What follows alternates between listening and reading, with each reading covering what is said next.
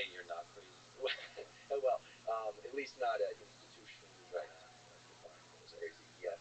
But getting into state of mind is something that we all just imagine we flip the switch. But Rick really convinced me you have to do the work to do the work. Can you maybe linger on that, elucidate a little bit more of your process of how you get in that space? That's really interesting because I have to admit I do everything last minute before podcasts. I don't know, like there's a lot of anxiety because like whatever, if I have to pack, if I have to set up stuff, you were luckily a few minutes. You showed up a few minutes later, which for an academic is right on. Getting right on time. But the stress is immense, and on top of that, you look at like a situation with Rick Rubin. I had to set up microphones in front of him. I just that stress, the anxiety. He knows a lot about microphones. What did he say? Like, how close do you like the microphone to be? Like, that's a very Rick Rubin kind of thing, right? That the details really matter. The details really matter, right down to your relationship to the microphone. Right? Yeah. Distance and whether or not it brings out the timbre in your voice. But of course, this is what he does. He produces music. Right? But he also says, like, he is the professional. He said, how close do you like it to be? And he said it with a gentleness where I had like an existential crisis, where I don't know.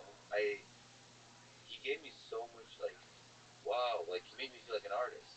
Like that the microphone distance is a decision you're supposed to make. Well, I have to say, and this has actually come up in some of our conversations today, I mean, you are an artist. And actually, Joe Rogan, once I heard him talking about podcasting and the fact that he's always trying to get better at it, he described podcasting at one moment as an art, right? And it is. It's a certain medium of communication, and there's a cadence and a rhythm that, when it's working, it really can facilitate the transfer of information. When it's not, it doesn't. I mean, obviously, Joe, just being himself, has tapped into that cadence that allows and made so many people excited to hear him talk. Well, in his case and in general, I think part of the art is refusing the world as you get a bigger audience change who you are. There's one quote that I've seen out there where he says, I'm like talking about himself, he says, I'm like the fish that got through the net. There's no stage version of me, right? How he is, person is how he is, out in the world. And of course, there's nuance to his life, right, and his different relationships, of course. But it's true. I mean, we've had the great fortune of spending time with him out away from the microphones, so to speak. Joe is Joe. So can you speak to that process you mentioned, the walking and the talking to yourself? Because that's fascinating. Yeah, I try and do a couple of things. First of all, when I was a kid, I had a little bit of a grunting tic. When I was 5 or 6, I feel this buildup of tension in my throat, and I would do this grunting tic. If I get very tired, I start to do it instead. We actually know that this is related to these basal ganglia circuits for go, no go. You got an accelerator and a brake, basically, in your neural circuitry. And kids with Tourette's and OCD, the brake doesn't work quite as well.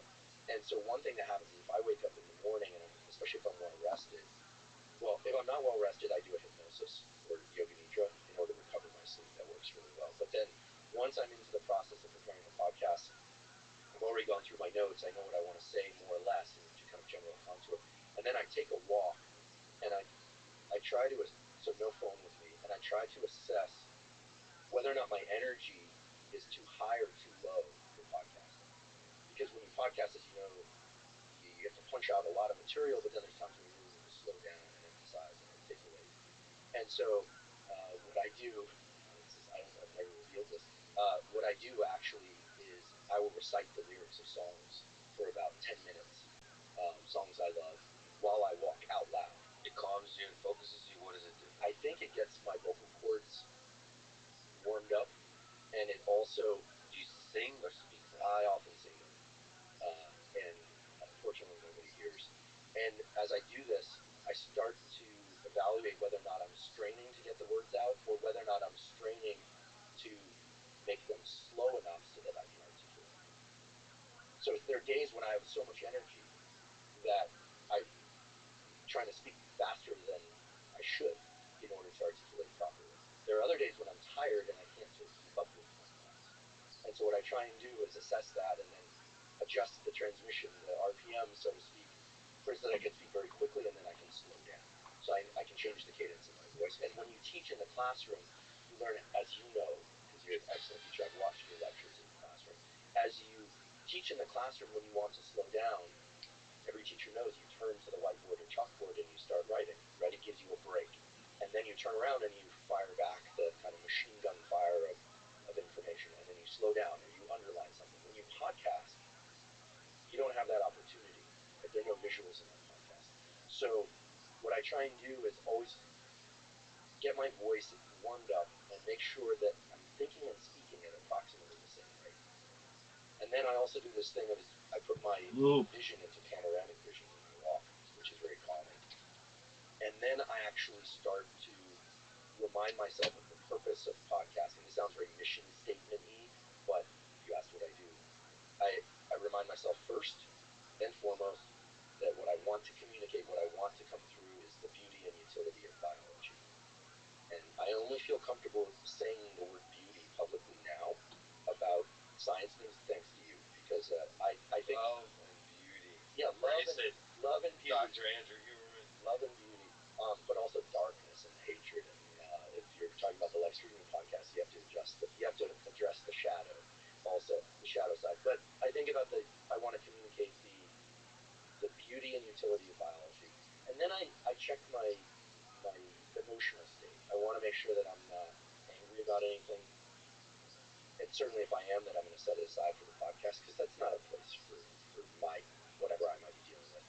I also really start to feel into the parts of the research and the papers I found that I really love, because that's the part of me that I like the most, frankly.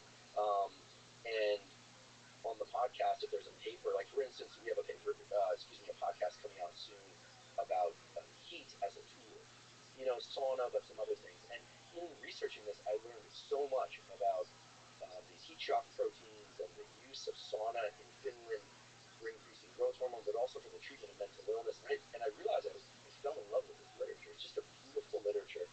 These people are true pioneers for doing this work. Now everyone's into sauna, but this was 20 years ago.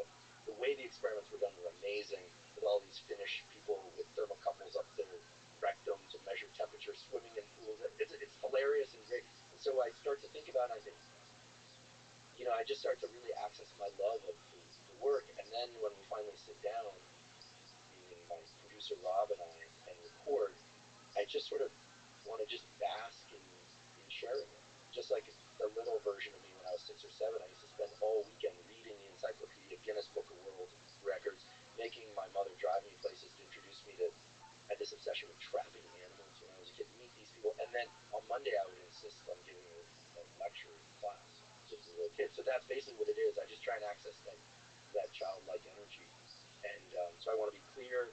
The goal is always to make the information interesting, clear, and actionable, and it's also surprising when there's the mental illness. But that's basically the process. But yeah, I'm singing and talking and getting into state.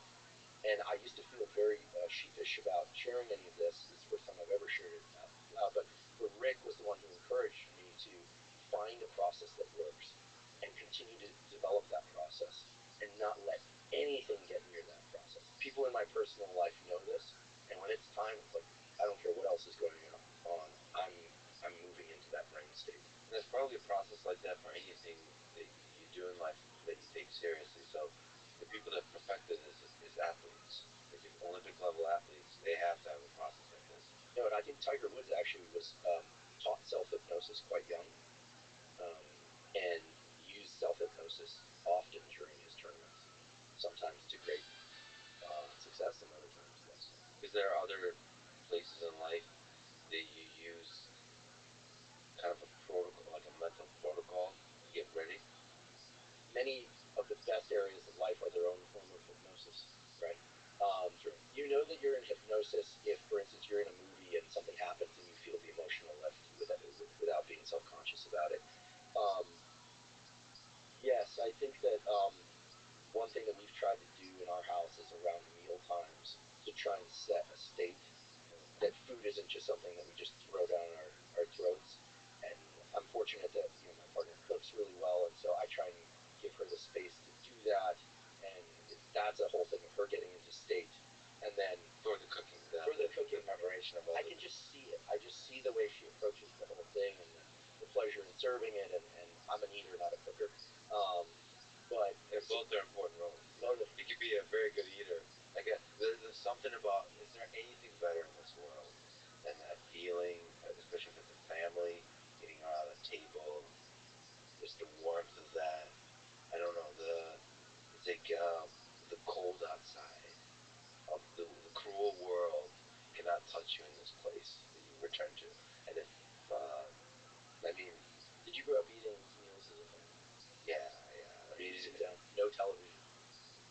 Well, I didn't really have television, period. Outside of meals.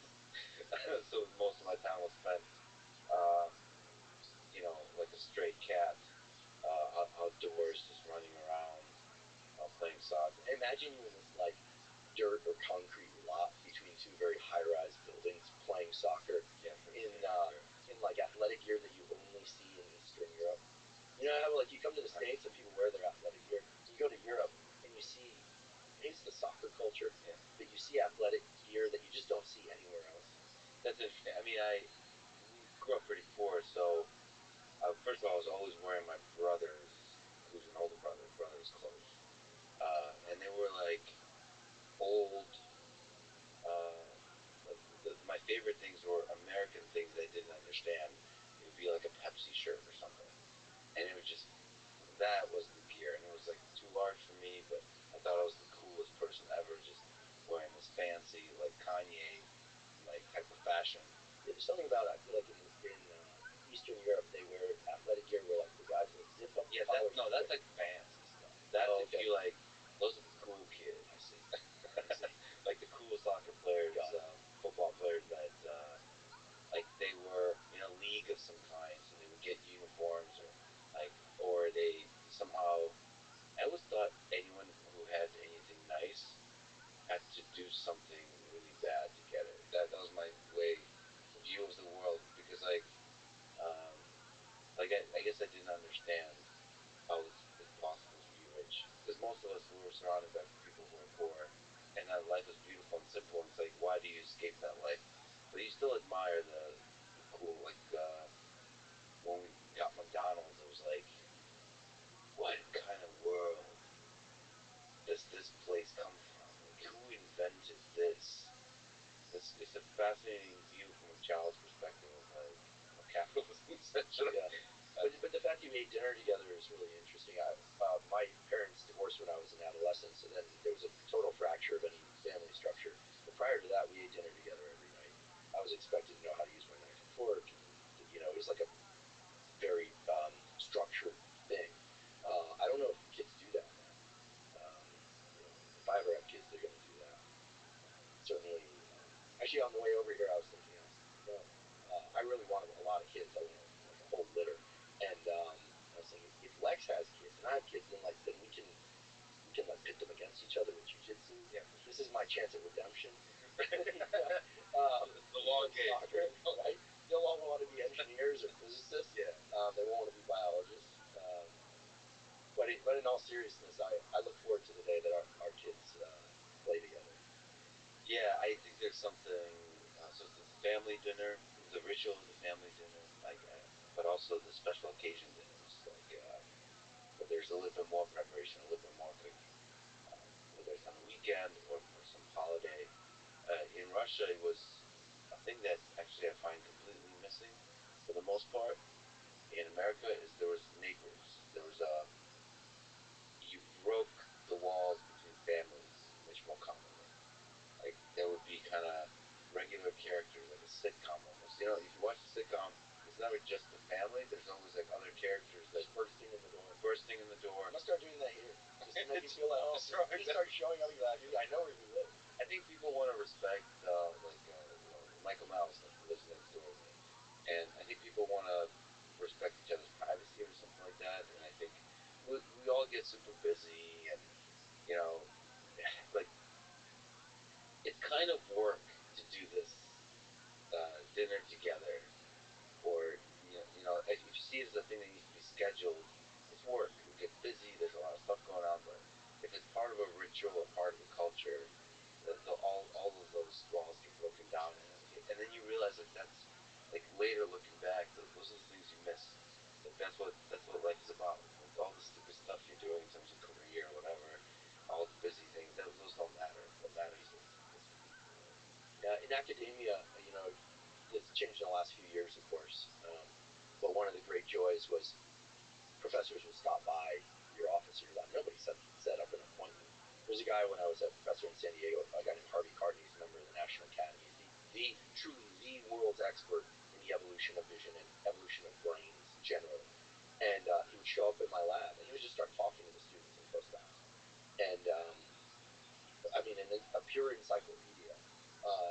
then you at some point you'd say, hey, Harvey, I gotta go. You'd kick him out, right? Or this guy, he's a physicist, David Kleinfeld, who's the same way. Actually, David Kleinfeld's an interesting one. A student of his went on to create the Beavis and Butthead cartoon, and one of them is David. He's a physics professor. Now people can look him up. And David's one of those guys who just walk into your office, and you just sit down, and you just start talking to him. And so there's a kind of a family feel. It's like Cheers or Seinfeld or one of those shows where somebody just walks in. And yeah, I think you and I both share a love of the community around things. And podcasting is a little bit more isolated. I should say for the guest episode, the preparation is completely different because it's more conversational. And so there, I don't do any of this business of putting myself into state. I just try to make sure that the guest is um, taken care of, and I do list out the questions I'm going to ask before. But those I actually really like the interview episodes far more than I like doing the solo ones. Yeah, psychologically, I mean. I just like learning from someone directly. Yeah.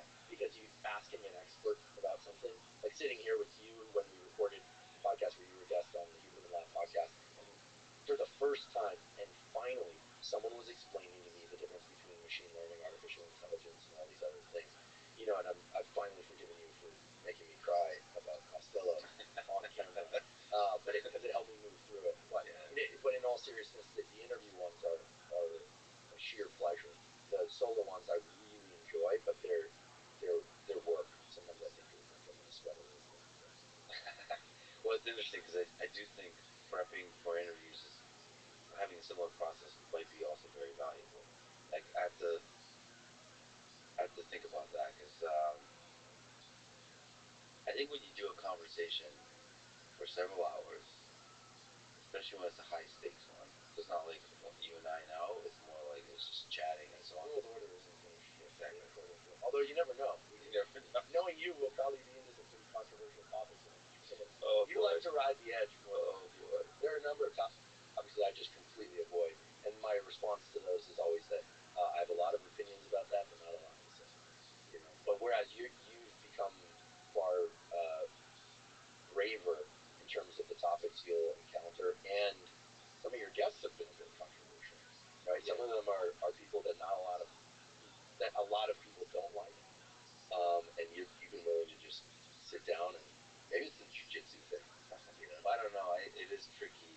One of my goals for this year is to talk to people that a lot of people really don't like. Are you sure about it? And here I am.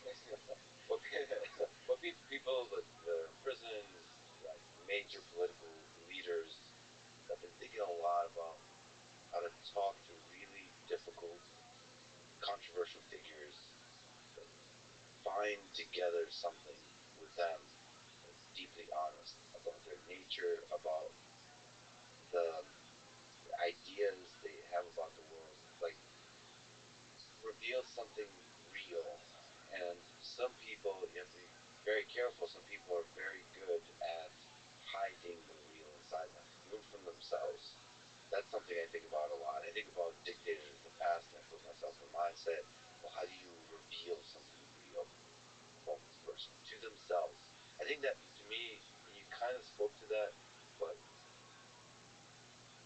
a great conversation is one where both of you discover something real. Like, it's not just. So I love that too. That's my favorite thing what you mentioned, which is allowing your curiosity and asking all kinds of questions, get excited to learn from an expert, but also to push them to discover something about themselves, about their ideas together, and then that discovery. And sometimes it's like we don't see it in the moment, but the audience hears it. It's weird to say. Like, I'll compare it to when you're a musician, you're playing with other musicians. You lose yourself in the moment. Yeah, it's all like it's working right.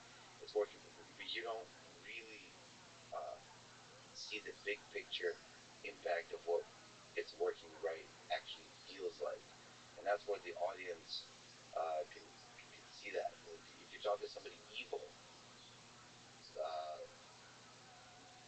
for me as an interviewer, I have to empathize with that person.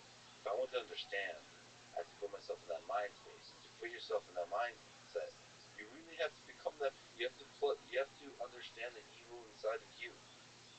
Like you can't just think if somebody's in power and has can't just be well, I personally, a person who seeks to understand, you can't just be a journalist asking generic questions. You have to put yourself in a place where you're somebody who's given a lot of power, and slowly you start to abuse that power. And what does that person become? Who are you? I have to plug myself into those moments in my life in the past where I've been angry at something, uh, and where I've been cruel because I was angry in little ways. But then you magnify them at scale, and I have to go there, and that's very human. And then I have to look at another person from across the table from me and understand, well, you're there too, and then you had more opportunity to do truly cruel things, and and then um, and then where like I have to plug myself into places where I've been. I can imagine I can go where I was cruel to others and was unaware of it. So I was in a mind space where I was thinking I'm doing good and I was doing not good. Again, I've never got an opportunity to do any of those things at a large scale, but all of us have done it at a small scale. And I plug myself into that, and then we're here. We're two. If it's somebody who's in prison, if it's somebody who's a dictator, we're in that space where evil is all of us have the capacity to do that evil, and I have to imagine myself being able to do that evil, and then we're here together in that dark place. And then if it's just right, something real can actually come, something from that person's childhood, maybe awakening to realization that I thought I was a good person and I'm not. And that only happens when you truly empathize. Those moments of discovery are beautiful, but they also happen in science. We just have a conversation, and you realize. I feel like talking to Stephen Wolf. I feel like we constantly realize beautiful things together. On this element of you know, evil and sociopathy, that Jung had this notion that we have all things inside us, and that we all have the capacity to be good or evil, etc. Um, but that I have the good fortune of working with somebody who has deep understanding of psychiatry, but also psychoanalysis and Jungian theory, and um, and he said to me recently, he said, whether or not all people have all things inside them is still debated in the psychology community and in the neuroscience community, and as a matter of philosophy. But there are certain people, not many, but there are certain people who they've actually lived out many versions of their possible selves in the first person. And so those are unique individuals. And even if they tapped into these things as you mentioned, at a minor level, as opposed to impacting people negatively at a scale. So being able to access those different parts of oneself is key, and you've been willing to step into that. My podcast is not one in which we get down to those matters. But yeah, you never know. We might do an episode on narcissism and sociopathy.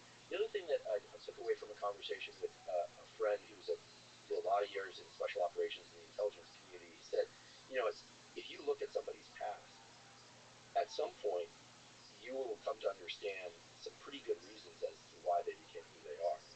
But you have to draw his words, the red line someplace. And what he was referring to was the fact that certain people, at least in the eyes of certain communities, deserve to be eliminated as a consequence of their actions, right? Regardless of what drove them to those actions. So it gets right down to the line between nature, nurture, neuroscience, and the law and justice. Complicated beings. I can think of a number of people that I would love to hear you interview. And here I'm not revealing the reasons why, but except for the fact that I think you would be uniquely suited to bring out the important components of the conversation that other people have not been able to do, which, for instance, Liz Holmes. This is one of the most um, mysterious and yet disliked people on the planet. Um, she's sort of synonymous with deception. Um, I don't know if there have been any real interviews of her since the whole thing. I haven't followed that case. I listened to the book, and I followed it a little bit because it was happening in my hometown. Right, Theranos was right up the road. The building's still there. It's interesting. It's some of the most premier real estate in Silicon Valley, but nobody wants it. It's very hard to sell a home where somebody committed suicide or committed a murder, even if it's a beautiful home. And so I feel like the Theranos building is that building.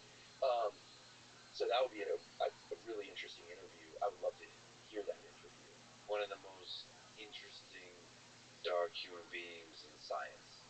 Yeah, and then there will even be people that say, wasn't even science, right? It might have all been deception. It might have been one part deception, one part goal setting mixed in with clearly that there were so many factors impacting what happened. I think the big difference between Theranos and that story and some of the other stories about Silicon Valley where people promised a lot more than they could deliver is they were promising things that were directly related to health and healthcare. People were taking blood tests with the understanding that the data they were getting was important information about sexually transmitted diseases and other diseases and making real world decisions on the basis of that. Whereas if you remember when the iPhone first came out and Steve Jobs was still alive and the phones were dropping calls if you held it in a particular way, and his response was a little flip. He said, "Hey folks, it's a phone," as if like don't get so worked up. But people held him understandably to a very high standard.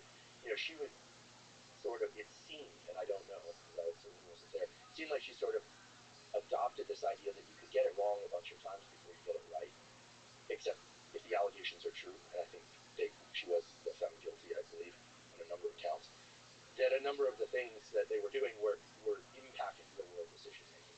So Steve's point about the phone is just a phone. Well, it depends on the call. If you're calling 911, then it's not just a phone, right? But in the case of blood tests and disease, that's serious. I think that the Theranos case was super interesting to me because of the number of people from major universities and from government that both trusted her and the number of people who did not trust her and yet either didn't speak up or no one listened to them. It was only in the forensic version of it that everyone said, "Oh yeah, I knew that she was lying, et cetera, et cetera." They were lying. There are multiple people involved in those lies, apparently. But I have a deep interest in the neuroscience of narcissism, sociopathy, and some of the darker aspects of the mind. So yeah, maybe someday. Maybe we'll do a podcast together. Yeah. It'll be like in the kind of early '90s version of talk shows where we darken the lights and we do it together. You can use your voice because your voice is much more sinister sounding than mine. Good cop, bad cop. Well, it'd be interesting from a scientific perspective as somebody who is a sociopath or a psychopath, how to reveal something real about them. I think that requires not just, well, I don't know what that requires. It requires the same skill that it takes to be a good therapist. Right, and some therapists won't work with sociopaths because they don't feel any progress can be made. Some therapists will work with sociopaths because for the wealthy ones, they want their money. I think most therapists are good and benevolent, but there's some that will do it just the same way lawyers will work with criminals knowing they're criminals, right? Oftentimes because they're criminals. There are certain domains of psychiatry that are more tractable than others, right? Borderlines are interesting, I should just mention, because they have this phenomenon of splitting. So in the world of psychology, the idea is that being neurotic is actually the goal. The idea that you could be, feel something and then work a lot to overcome it, or have some sort of defense mechanism in place, but that's not destructive. That's actually a pretty healthy state to be in. It's provided it's not destructive. Psychotic is truly delusional thinking about reality, and the idea is that borderlines intermittently split between psychotic and neurotic. That's why it's called. There's beautiful work by Melanie Klein that describes this, which I'm just now kind of delving into. But so the borderline is the person who is like, "I love you, I love you, I love you," and then truly feels as if they hate you, and you become the bad object. Um, Borderlines are challenging for psychologists because of the splitting, right? Schizophrenics are challenging because of the detachment from reality. And narcissists are challenging because they're often so charming that even the therapists are charming. I believe you mentioned Carl Zenseroff. We'll talk He's about definitely not a narcissist. He's one of the more humble people, but he is brilliant. Thanks again to you. You've connected us. I had the pleasure of having a conversation with him. You had a conversation with him. I really enjoyed it on the podcast. You guys come from the same science, from the same place, maybe different journeys. And levels. We were postdocs together. Carl is truly the Michael Jordan, the Wayne Gretzky, 5 children, amazing marriage to it. Also an amazing scientist. His wife, Michelle Monge's in our neurology department at Stanford. Incredible thinker, writer, very kind person, humble. Speaking of getting into state, sorry, Carl, I'm going to out you on this, but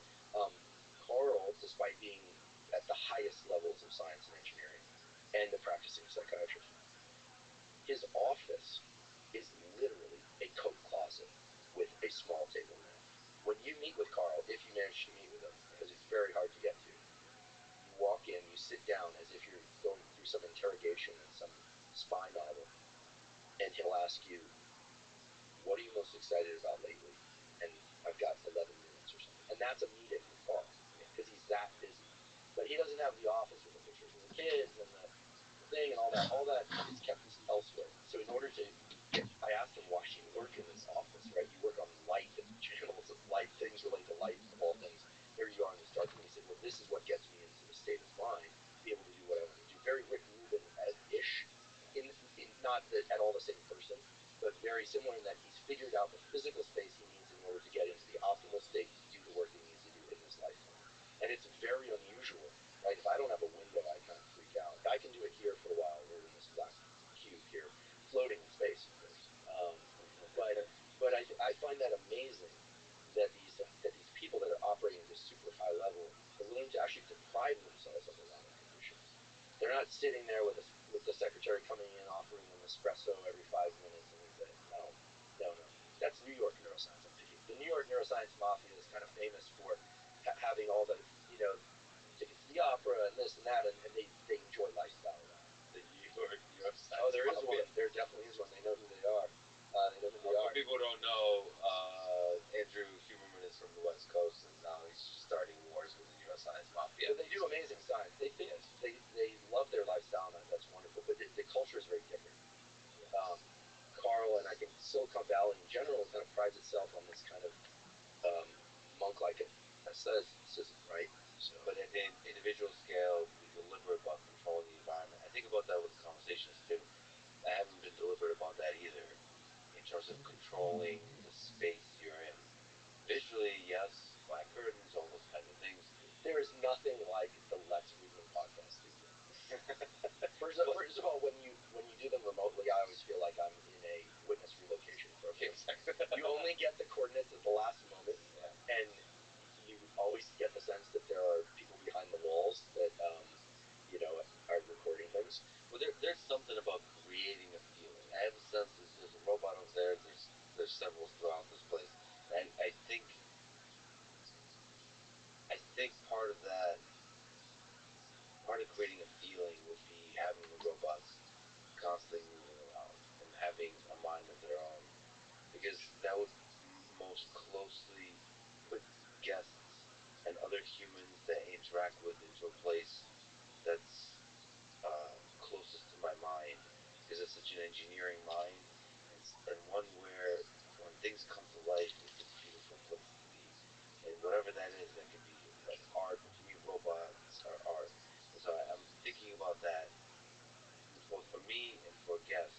And I'm also thinking about the difficult guests, just to return to, you said Elizabeth Holmes, one person, maybe a couple things I want to say. So one person I think I would like to talk to is Ghislaine Maxwell.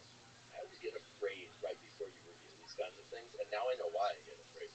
Yeah, I mean, again, assuming that she did the things that people claim she did, they're despicable, right? I mean, these were underage children, right? There's just no version of the story where she did the things she was accused of doing and is still a quote unquote good person. There's just in my mind, right?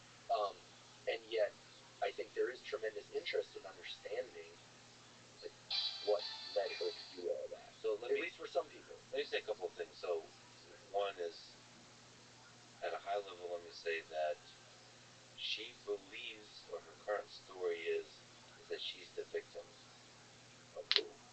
Of Jeffrey Epstein. I think I'll just leave that there as is. So these are ideas that you're facing.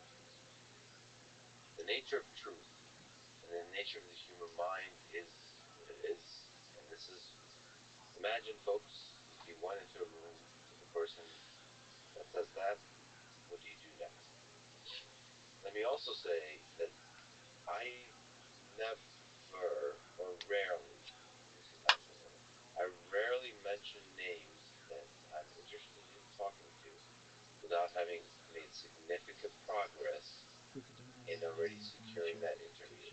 So people sometimes ask me about Vladimir Zelensky and Vladimir Putin. I do not bring them up lightly in terms of there being a path to an actual conversation. That said, something I regret, but I'm not sure I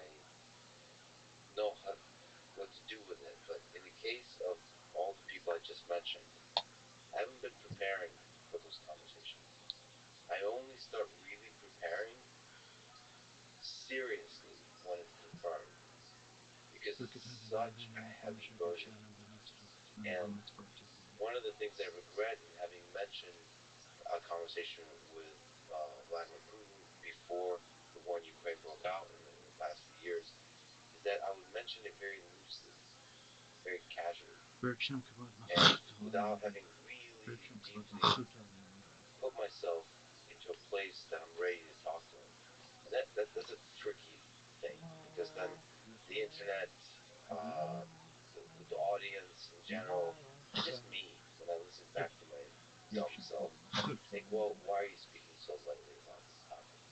Well, I know you've had a long-standing interest in talking to him. I think now, well, I don't understand how I would sit down and have a conversation with somebody like that, but that's not in the range of my skill sets, right? Or like maybe not in the range of things that you're drawn to somehow. Not so much. I mean, I would watch that episode with great interest. Um, well, you did an episode recently with this guy who was a former cyber criminal turned stateside, right? I think he works for the government now. And there was a segment in there. Remind me his name. Brett Johnson. Brett Johnson. There was a segment in there where he talked about stealing a lifetime's worth of collected coins from some elderly woman, and this was everything she had. And then he openly admitted that he felt no remorse, which is the way he described it, is purely sociopathic. And then, of course, we learned that he grew up in a family where criminal behavior was very common. It was kind of embedded into his notions of what typical behaviors were. And I found myself somewhat conflicted, but also hung up on this idea that I mean, he was, he had behaved as a sociopath, or in a sociopathic way, and it created an internal conflict because he's a quite charming guest and his stories are terrific. Um, Especially, I really enjoyed his discussions about how he would go out and do all these things out of a desire to please his girlfriend. So he was in service to other people, despite being a sociopath. You could say he was in service to them as a way to extract. It gets very complicated. I think this is the reason I went into science, is that at some level, it's more about facts than it is opinions and judgments. And I don't know that I have the ability to suspend judgment over them, away from the kind of top level contours of my initial reaction to, like, if it's true, like the Ghislaine Maxwell's and the Liz Holmes and the other sociopaths, is one of just kind of revulsion and repulsion. But that could also reflect the fact that I'm not as, neurologically sophisticated as somebody that can spin all the plates of empathy, forgiveness, but also holding people accountable at the same time. That's work. That takes, if you think about it, that's 3-4 brain circuits having to work in parallel. That's the difference between chess or a game of Go and a game of checkers. I guess I'm playing checkers instead of playing chess. No, so one is actually holding in your mind, and two is the raw skill of conversation. You're very, just having listened to your interviews, you're very good at conversation, but the skill of conversation is really tricky. I'm not being self-deprecating. I'm being just objective. I'm not good at conversation. I'm working very hard to getting better at it. I'm speaking not about just podcasting. I'm speaking just normal life. I have anxiety from social interaction. I really? a huge amount. Yeah. So this is interesting because I never detect that, ever. And I think there are people that we both know that have said to me that they too feel anxious, and yet your voice is steady. I don't see any perspiration. Oh yeah. You appear incredibly scared calm. shitless. I was scared shitless with Rick Rubin. Rick Rubin is, when you first meet him, is intimidatingly calm. But as you get to know him a bit, you realize that the kindness and the generosity that you sense is real. But yeah, I would never in a million years have guessed that you get anxious in conversation. Can I just make another quick comment? This may come off entertaining to you, Andrew. Maybe you've already gotten the same. But having mentioned Vladimir Putin, Vladimir Zelensky, Ghislaine Maxwell, there's a natural question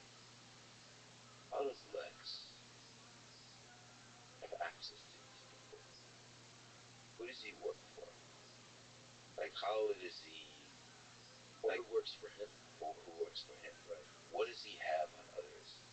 This, I ask when I look in the mirror, just somebody who kind of enjoys conspiracy theories, I want to ask the same question. Like, well, I usually ask it in the following way: like, how the fuck am I so lucky? Like, who am I a robot being controlled by somebody else? Or, like, what? How is this my life right now? What is happening? It really does feel like a simulation. So let me just speak to several things. First of all, I have no boss. I know of, nor am I controlled by any intelligence agencies of any nation.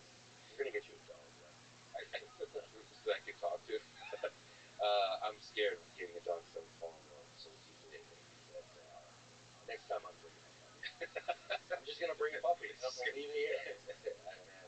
And then you'll never see me again. I mean, I love dogs so much, but I was also surprised and maybe I have never talked to an intelligence agency, which is very interesting to me.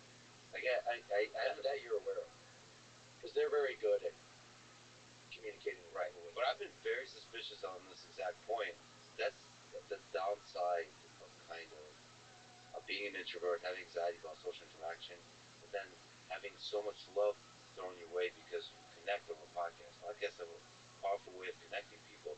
So people come with you with love that I really love, that I appreciate, but I wonder, like, exactly this question, like, why is this person with a Russian accent talking to me and showing me so much love?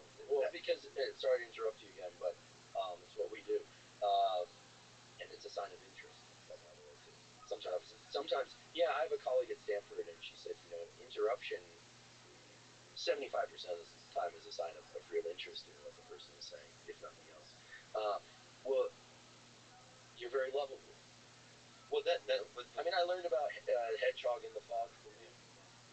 When I learned, you're very lovable. People love you because you're lovable.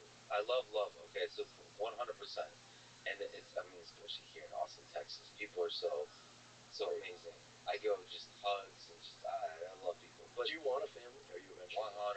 I mean, I take what you said as a challenge, in terms of having a family with kids, and they do jiu-jitsu and obviously defeat you and make you miserable for your failures as a father because you couldn't. But you're gonna be a great guy. Build up an army of good jiu-jitsu people. But yes, I would love a family. I would love to have children. But I just want to finish that point. I'm nervous about it. I'm nervous about the way people perceive what you're seeing as a Forrest Gump type character. Like who I am. I seem to be, and this is how like the world seems to work. Is you try to be yourself. Like you try to find yourself. Maybe the better way to say it, and just be that. Be kind to people, work your ass off, and say F you to anybody that wants to control you or to tell you what to do. Just be free and put love out there in the world, and doors open. This karma thing seems to work. Like how the hell, my friends is you now, how the hell did I get a chance to eat barbecue with Rick Rubin, right? Like, you guys had barbecue. He had barbecue. He's great. Of course, he's from New York. Any New Yorker that I know has very high standards for food because bad restaurants don't last long in New York. And barbecue counts as Texas barbecue. Well, I would also add that whether or not you realize it or not, you took tremendous risk. I mean, we come from the same original community, which is academic science, right? And to be at MIT and to start posting lectures online is risky, right? I was third or fourth man in terms of podcasting as an academic because you had gone on Rogan many times. David Sinclair had gone on there. Especially before the pandemic, you just didn't see many academics and scientists talking in a public-facing way. So you took tremendous risk, right? You took tremendous risk always wearing that jacket and tie, right? The only time I haven't seen you in that truly is when we rolled jiu-jitsu, and I hear I'm being generous to myself saying I rolled jiu-jitsu, but basically you choked me out in front of $100. That was really It was great fun, and I Thank you for doing that. To have a beginner's mind is a beautiful. Admittedly, I have not been taking the classes, but I'm going to. I truly am. Especially there's a small chance I might find myself in Austin a bit more often in the near future. But well, if you're out in San Francisco, you should train Mark Zuckerberg. He just started, so. Oh yeah. You guys can. Sure. I mean, he's actually. So people listen to an episode, perhaps, is a fascinating human being. I listened to it. It's great.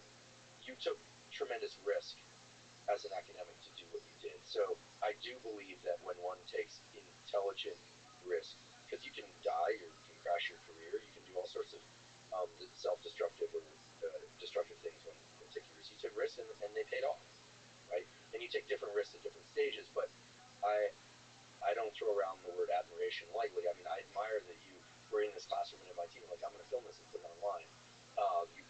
One of your early interviews is with Ido Portal, who's very hard to get through.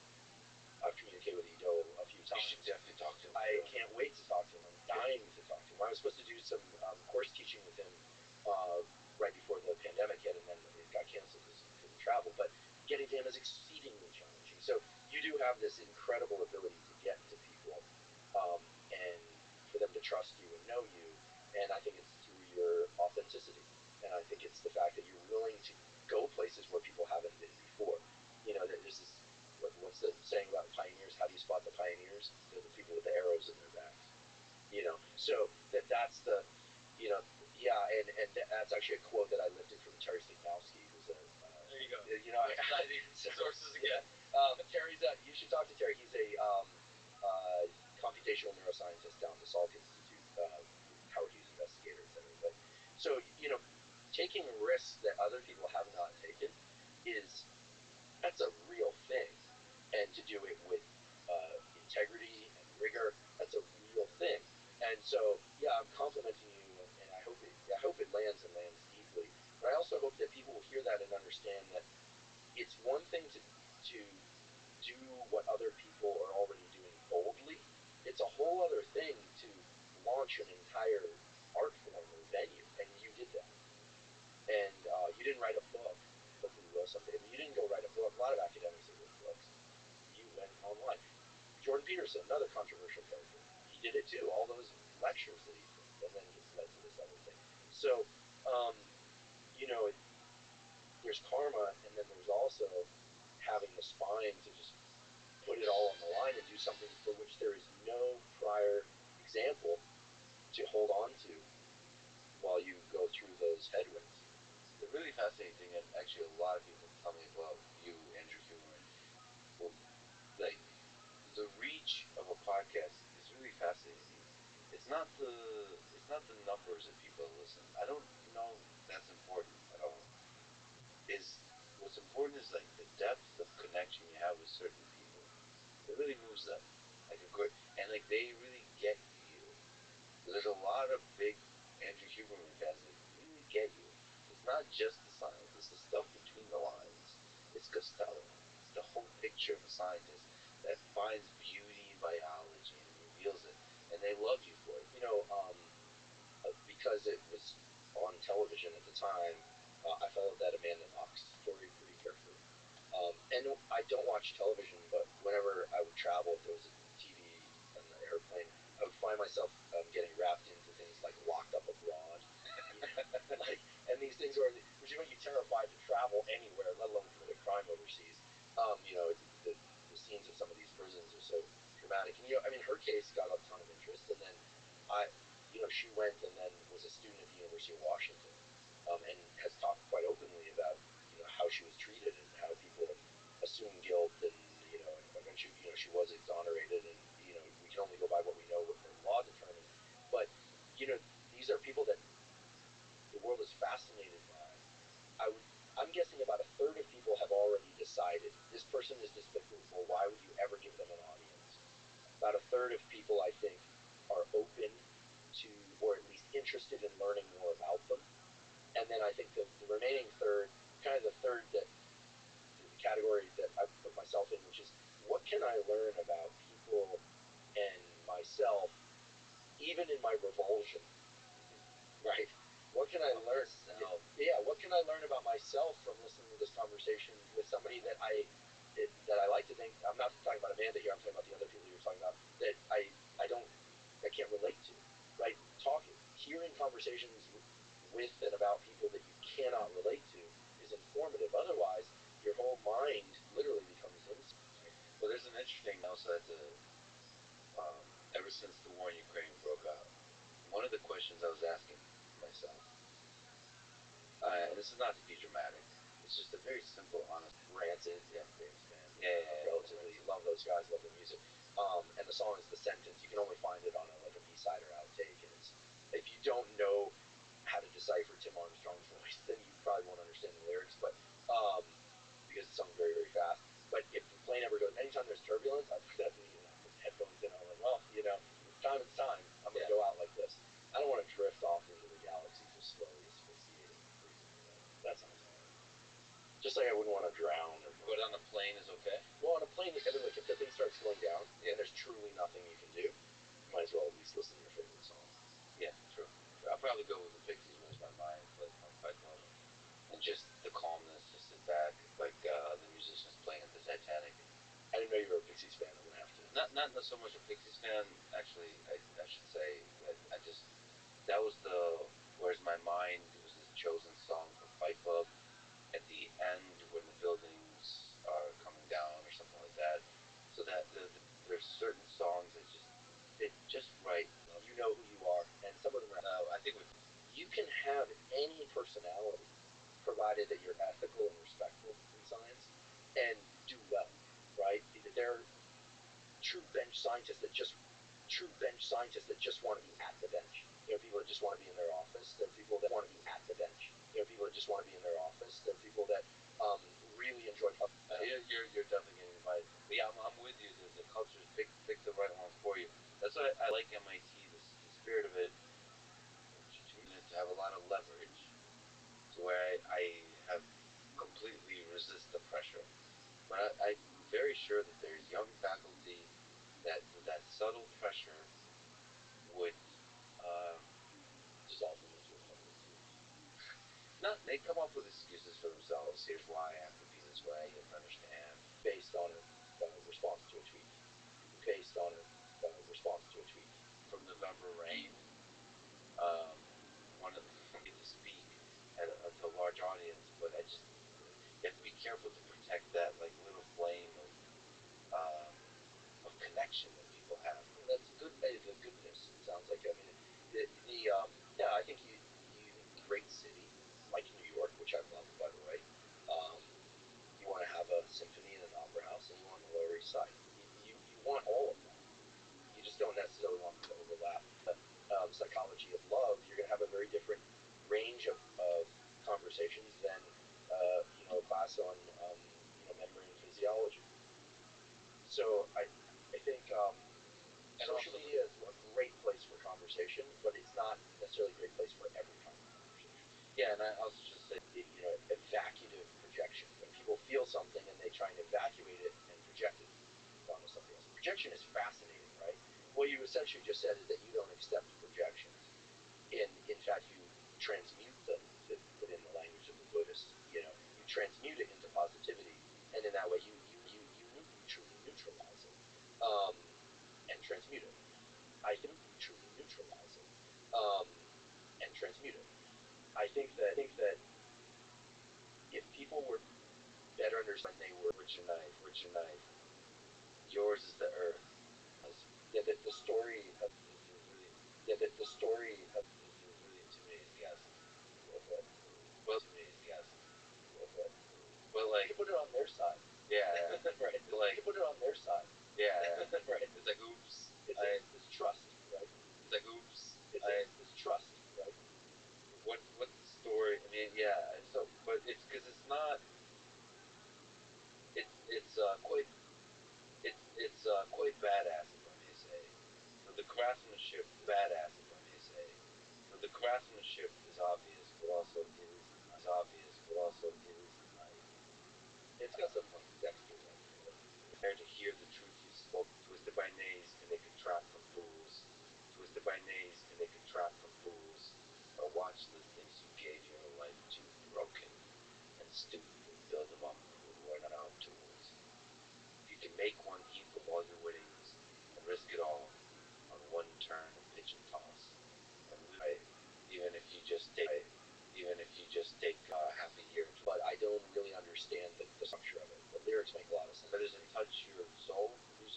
lyrics. It's the lyrics, not the instrumentals. So I'm a huge Joe Strummer fan, and I'm going to lose punk points for saying this, but I'm not a Clash fan. Oh. So he obviously is best known for the Clash. Yeah. Most Clash songs start off great, and then after about 30 seconds, at least in my mind, just kind of disintegrate into a bunch of mush. Whereas Joe Strummer and the Mescaleros, which is what he did as an adult, as a later, and some of his solo work, Rick produced some work that he did with Johnny Cash. Rick pulled Johnny Cash essentially out of retirement and had him do his albums before he died. And so anything that Strummer did, there's a favorite song of mine by Strummer. It's called Burning Lights. You can find it. There is an album now where you can find it, or Tennessee Rain, or some of these things that he did, which are a little bit more folky, so not really punk. So I love that song. Bunch of songs by Rancid that I love. And then if I listen to instrumentals, I do. I'll listen to classical piano. Some dreams are made for children. But it's not going to sound good as a poem. They can play this. People can play this. Yeah. So because it has these songs. Joe's voice is what makes this song. Joe's voice is what makes this song. But yeah, that song "Burning Lights" from Hired a Contract Killer. I don't know, the lyrics are pretty good. They're pretty good. Joe is an amazing writer, right? I'm also a big Bob Dylan fan. Glenn Gould for classical piano. He had Asperger's, and actually I think you can hear him grunting. He had a Tourette's-like tic. And I learned about Glenn Gould from Oliver Sacks. So I'll listen to any number of things. It depends on my mood. If I'm feeling a little more tired and I need to be amped up, I'll listen to something that's a little louder and faster. If I'm feeling kind of keyed up and I need to bring the cadence down a little bit, then I'll listen to something a little mellower, poppier. I love bands like I'm a big on loop in my house sometimes, for hours. Loop in my house sometimes, for hours and hours. That song is fascinating. Hours. That song is fascinating. Bob Marley's song. Something. Bob Marley's song. Sung by Johnny Cash and Joe Strummer. Sometimes I think what it would be to be a fly on the wall when these guys were doing this. These songs, there's certain songs where you're like, it elicits an emotion that's unlike anything else. I was trying to figure that out with Rick too. Like, there's certain songs you want to pull up over to the side of the road. You want to pull up over to the side of the road and just wait. You're just a pretty face. We're just, excuse me. And then, Costello used to be in the room. The early days, podcast, which wasn't that long ago. He snored. Oh, by adding people. Oh, I think if there were an audience in the room, well, someday I'd love to do a live podcast with you. I saw you doing like a couple of live things, which is great. You're paving the way there to. Well, we did try. I went up to University of British Columbia. And did a lecture on a college campus, and one of the more gratifying things that happens is this kid in his early 20s, I think, stood up and said, I've never been on a college campus. I didn't think I'd be. Potentially, 2 hours, then off stage, like hanging out with people. It's a lot of hours. It's a lot of hours to stay focused, to keep finding your place of like calmness and excitement. Well, and you're staying in hotels, your circadian rhythm is disrupted. You're not getting your cold and sauna, and you work out every day. Your food isn't optimal. I think done in patches, I could enjoy it. It's fun to meet people from different places. I'm doing a public lecture in Copenhagen for the Lundbeck Foundation in June 3rd, and that one is particularly gratifying for me because the Lundbeck Foundation is an academic foundation, So the fact that, so when they invited, I asked, do you want me to talk about what my lab does, or do you want me to talk about this stuff on the podcast? They're like, no, not your lab. We want to hear about this, like, health